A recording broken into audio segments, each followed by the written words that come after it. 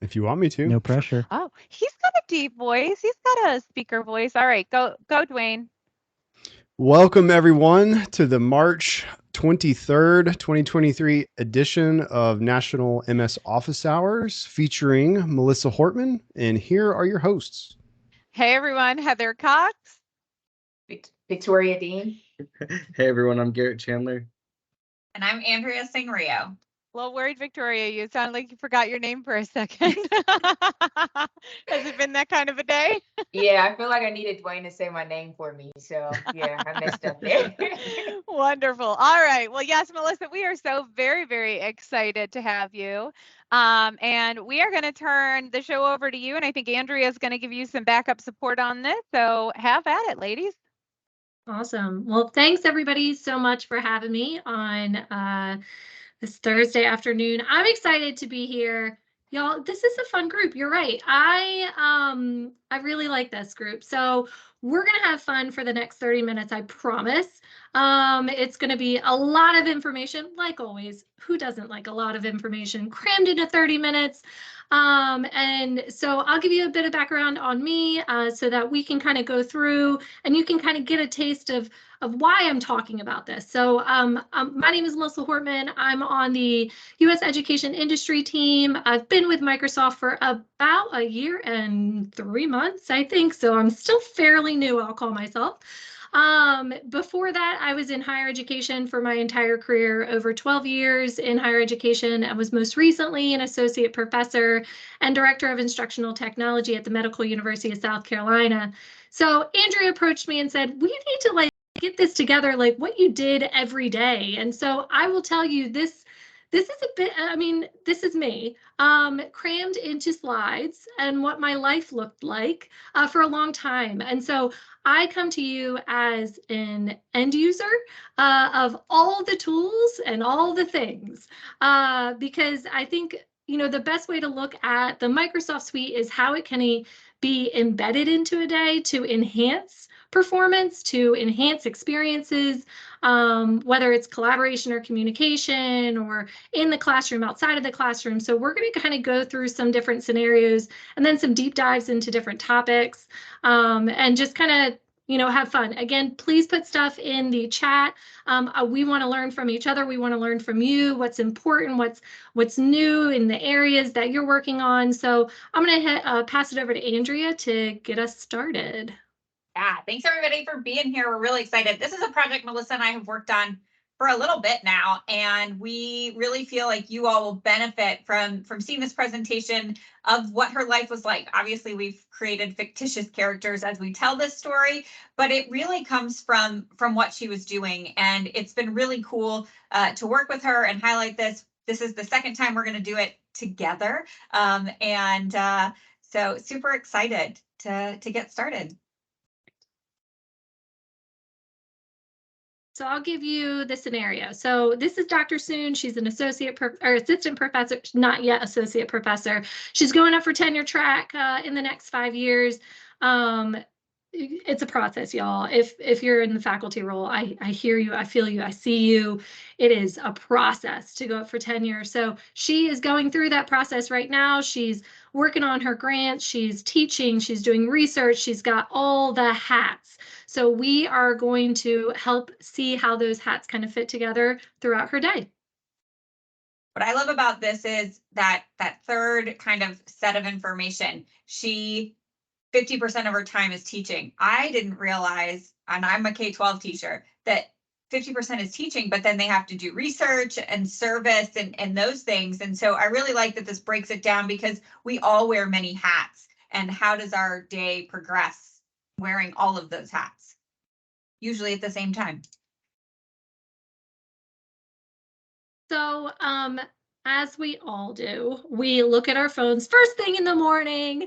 Who doesn't? And she opens up, Dr. Soon opens up her Teams app to look at Viva Insights for her to-do list, looking at her calendar for the day. All of that's packaged in that one space.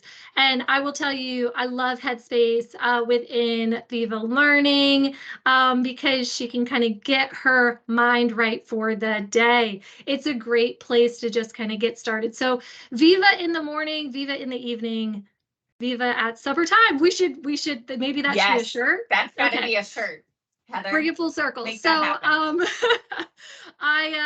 and then she hops in the car. She uses Cortana on her way.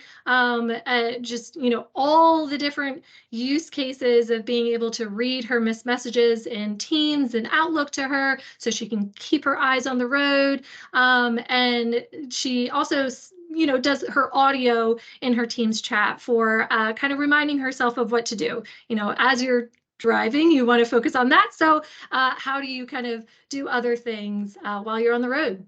Do you want to do a deep dive into To Do, Andrea? Absolutely. So what I love about To Do is it reminds me obviously of what I need to do for the day, but let's take a look at this.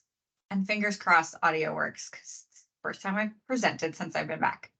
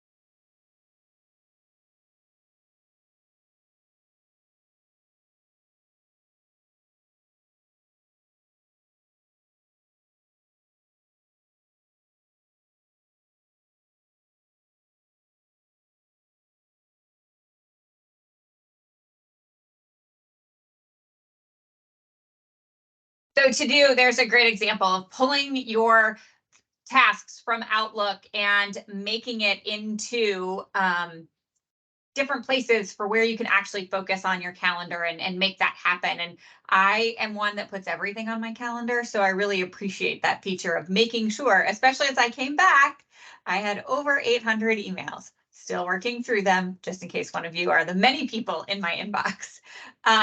So all of these videos are from YouTube except for one. You should be able to get them. We'll make sure to share this deck out with everybody. But if you click on the video and say open in YouTube, it should take you right to that link. I'm trying to catch. Did we miss anything else in the questions? I didn't want to click anything while it was playing. I was nervous.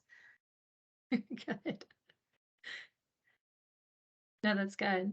Everybody loves To Do. I love To Do.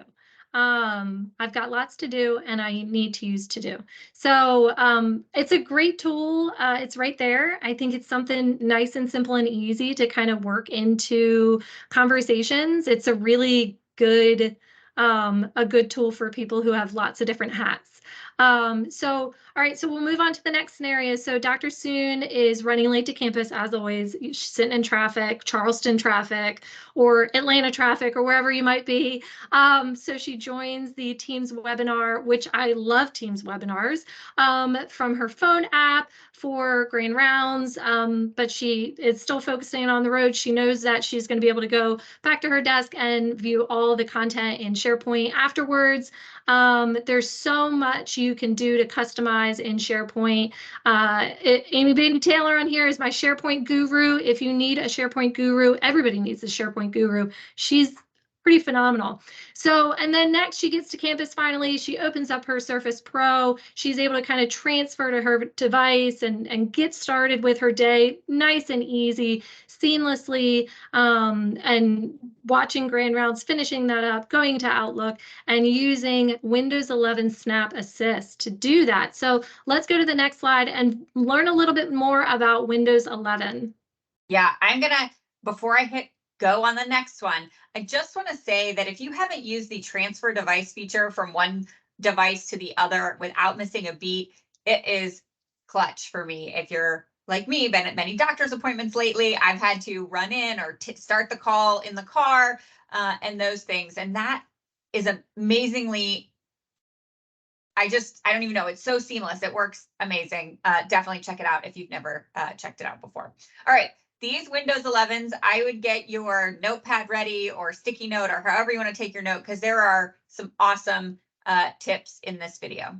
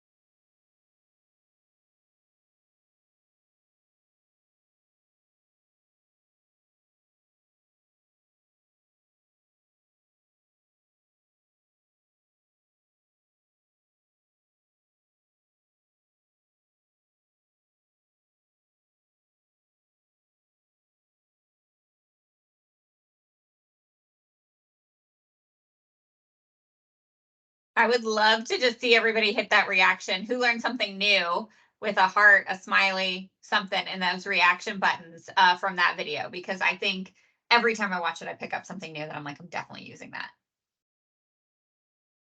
I like tips that make my life easier, not more difficult. So yes, that whole video. Yes, all of it. There's so many shortcuts, there's so many things. And that's, I think, the best part is the frictionless sort of engagement within the device to other devices even. And we'll see that in our next scenario. So Dr. Soon heads over to her to the library to meet with a PhD candidate to practice their dissertation presentation. They have the Surface Hub there. They're drawing on it. They're engaging with the PowerPoint slides. They're giving each other feedback that through those different devices that are all connected in that space. It's a seamless experience, which it should be. And then she heads over to the coffee shop then after that, where she is collaborating with a colleague on a new a paper or editing it and sharing it again seamlessly between each other on in a team private channel where they can work together on these iterations and in real time work together on those iterations, which is absolutely fabulous. So many different things, so many different places. She was at her office for barely one scenario. She's all over campus. She's doing her work. So we're going to focus in on some really cool designer stuff that makes us all look fancy, even without knowing anything about it. So let's go to the next slide because this is my favorite. Absolutely, because visual is important no matter what.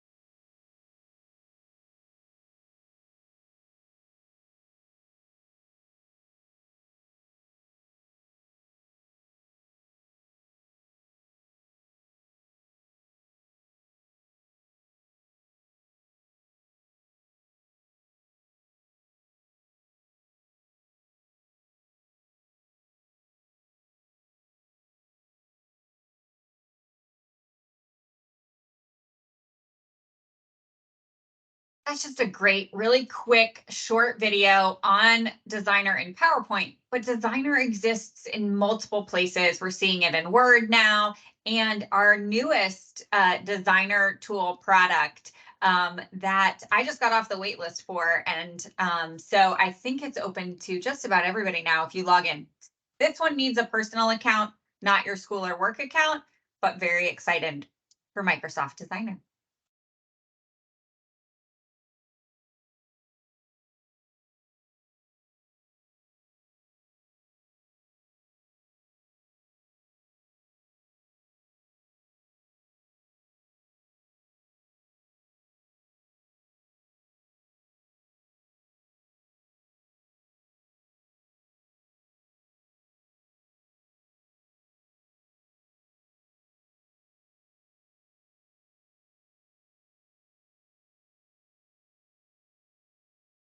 So that was just a quick overview. It does have that artificial intelligence built in to that tool, and you literally just start giving it ideas and it's able to start creating those slides for you. You can still import your own pictures. I have been watching one Girl Scout Sydney as she has been selling her Girl Scout cookies. She's been posting to Instagram every day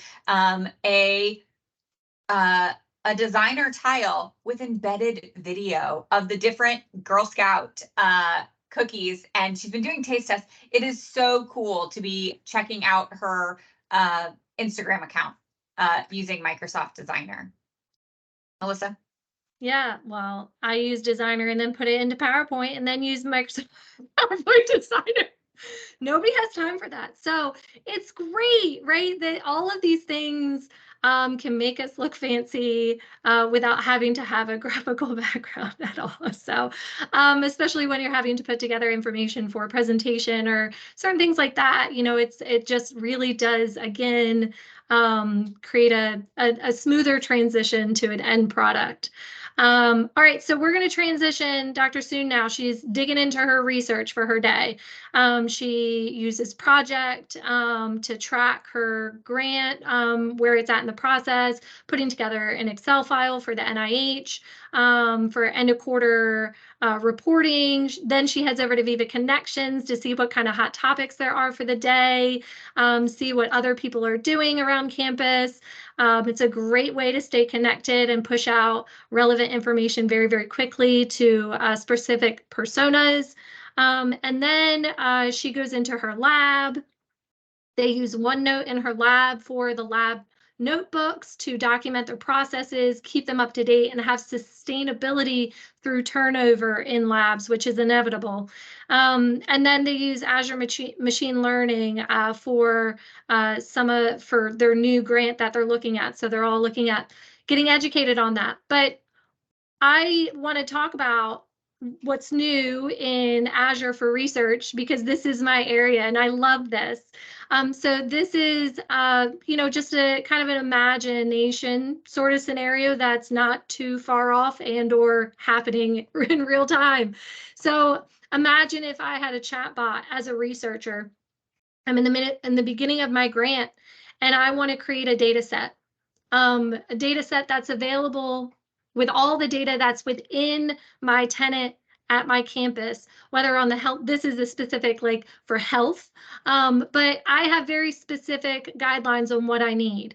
I need all of these different pieces, and even no federated data. And then what I tell it to do at the end, place the data in NIH Project 25 in our TRE, our trusted research environment. So then OpenAI comes back and says, sure, I'll get this together for you. This is how many patients, this is how long it's going to take to go through IRB, and I'll put that in there for you as soon as possible. How wonderful. Imagine a world. But I will say these things are happening in real time. We're working with institutions who are implementing these sorts of things, researchers who are leveraging these sorts of products, not just in the research itself, but in the business of research. So think about your grant life cycles and how to manage those, or even on the front end for AI powered admissions processes. Imagine if I were a student and went through this and paired me up with a program and told me how successful I might be in that program. Imagine if. There's so many possibilities with Azure OpenAI services. You can go to the next slide. That really fits within the larger Azure AI portfolio. And so you'll see we have our customizable AI models on that last line there, and OpenAI services was added not too long ago, but is absolutely amazing on what it can do within your tenant. And that's the best thing about OpenAI services through Azure and through Microsoft, is it's using data on your tenant. If you go to OpenAI, the website, you can get the API through there, but it's all public. What Azure OpenAI Services does is it uses your data in your tenant and keeps it there. You get the benefits of the Azure security umbrella without having to worry about where that data is going, because we know nothing in this world is free.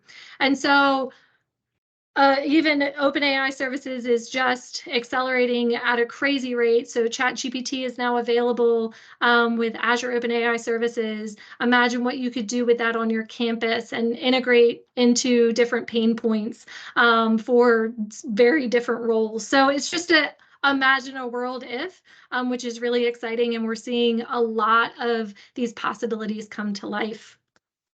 So I think this is our last scenario, isn't it? Ooh, no, it's not.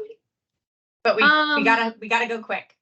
Yeah, I was gonna say, let's jump to the last scenario. So let's go ahead 2 slides. We'll skip this one. This one. I know, it's a okay. We'll do this one. We'll do this one. We'll do this one. No. We'll do this one. So I think that this is a really cool scenario, because this is taking Dr. Soon back into the classroom and collaborating with her students across the classroom. So there's really cool opportunities to create these kind of hybrid, tribrid sort of environments within your classroom, leveraging some of these tools. So Andrew's got an amazing case study that we're going to show you. Well, now I'm bummed. I was just going to give you the link, but apparently my animation didn't work.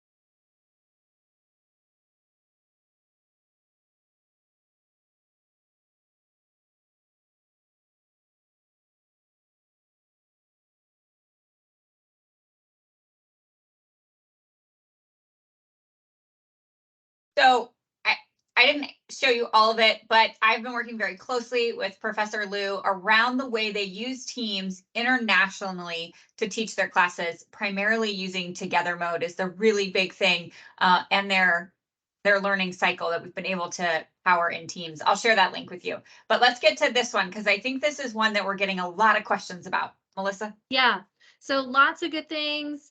And so really, Dr. Soon has to take her Power BI and put it in her PowerPoint, which is kind of her conference presentation poster, moving content from one to another, which we know was just kind of announced, and working together to create content, which is super exciting with Copilot.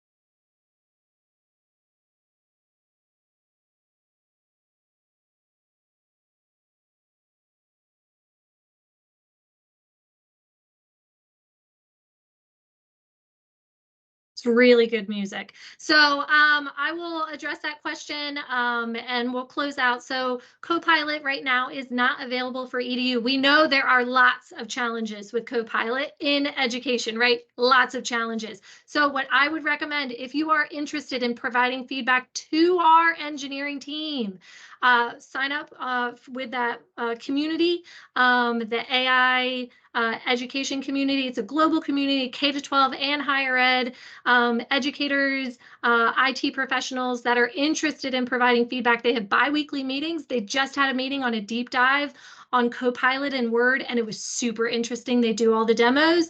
You do need to have an NDA with Microsoft, but they will walk you through that process if you do not have that. But it's an amazingly rich community right now. That is the reason why it's not an EDU. There are a lot of challenges to really roll this out in a good way. So sign up for that community, see what you can learn. Everything's up in the air really on timing. Nobody knows really much of anything, but it's not available for EDU today for those specific reasons. And it's going to be a while. It's gonna be a I can tell you it's going to be at least 12 months. When I was working with the product team on my first call back yesterday, we learned that is kind of the timeline because they are working through those issues and how to implement it correctly in EDU. Thanks y'all for joining. Thanks for making it a super fun week to come back. Yes, thank you, everybody. We're going to go ahead and stop our recording. Just a quick note.